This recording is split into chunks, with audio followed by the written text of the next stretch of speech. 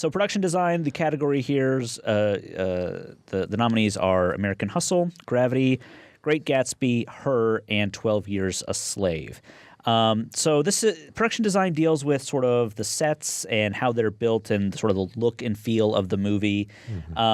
So I think of these, Her is the one that sort of was the most interesting to me because it wasn't based on a past world. It wasn't based on anything like that. It was based on an imagined future world. And I thought it was really well done. Yeah. I was really impressed with all the technology that they showed. I'm in design school right now, so I spend all my days just looking at future technologies. I think all of this stuff is possible, at least plausible. And I think they did a really good job of dealing with that. Yeah, we talked about with Jason a couple weeks ago how I loved Her because it was a film that didn't imagine the future as some dark dystopian nightmare. It was a bright, creamy, cheerful nightmare, and that was interesting. High-waisted pants. And and I've actually seen 4 of these movies, and I like that one the best too. Although Great Gatsby, the one I didn't see, kind of looks to me like the production design best. It's material. amazing. Yeah, it's really, really amazing, like eye-catching, eye-popping, but the film is so flat itself that it almost distracts. It makes it seem like it's overdone. Yeah, exactly. I would totally agree with that. I didn't go at it. There was like 2 or 3 scenes in Great Gatsby where it was like, oh yeah, I'm noticing the sets, and I didn't notice anything else in any of those scenes. And then now that I'm like 6 months away from seeing the movie, I don't look back on Great Gatsby and like, wow, think about the sets. It's like I don't think about it at all. That's the problem. And it's hard, for something like 12 Years a Slave, where the terrain plays such an important part in that film, to say that that's something that's designed, right? It's hard to see how that's done, and so it's hard for me to go, oh yeah, it should be 12 Years a Slave, which authentically recreated a time period in a very, very interesting way. But again, it was so much based on land that like Her, definitely to me, the production design on that did something that added to the film. Well, to me. Every set in that film was part of the movie, added to the film. The future video game he was playing, that had to be designed. The little sort of phone computer hybrid thing with like the sort of open case thing that he had, that was part of it. Letter scanner, and like everything in there lent itself to making the movie more believable, and that is absolutely essential for that movie. If you don't buy that world could exist, then forget about the rest of it. Well, and the fact that they shot Gravity in space, I don't know why I got nominated. That's true. Space is just there all the time. You don't. I mean, that's very profound. You don't get credit for designing the Earth. I'm sorry. God gets the Oscar, right?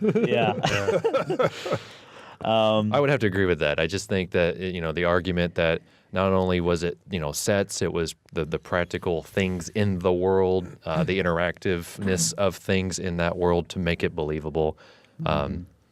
I obviously heard Craig's thoughts before I saw the movie, so a lot of what you said I was kind of like processing as I was going along. I was like, yeah, this is all pretty good. This is all very believable in a sense that it wasn't over the top and kind of like, hey, look at what the future is.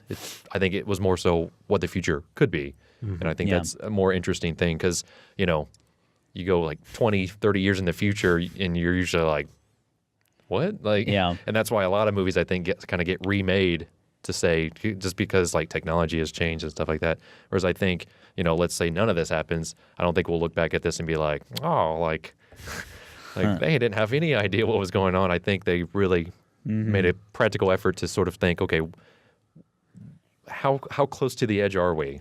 And I don't think we're that far away from what this kind of really demonstrates. So I would kind of lean towards that one too. Why is American Hustle nominated here? Because to me, the costumes were so much more important to that film than the Well, I'm just kind of thinking, there's a lot of like the interior sets of like the kitchen of that, his wife's house, stuff like that. I can kind of see it, like some of that stuff.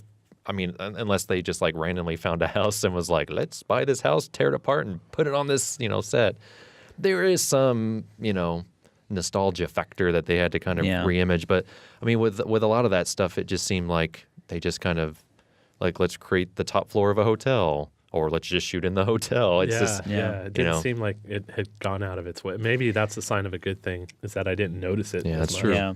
I mean, I would almost say that Dallas Buyers Club is along the same lines. I mean, it's set in the mid 80s. You know, there's a lot of little things about that film that, you know, I definitely sort of felt like I was in that world. It didn't make me feel like, oh, this is just a modern thing that they sort of slapped a you know, shag carpet on and they're done. It's like, I mean, because a lot of that was practical too. Because I mean, that whole like seedy hotel motel that they were in, you know, like his trailer that he lived in. I thought it felt like a lived-in place. So that's a good point. Yeah, I never really kind of thought about that particular film in that instance. I mean, would there be anything else that maybe should have gotten nominated? I know this is kind of like steering the car in a different direction, but aiming us towards a cliff. Yeah.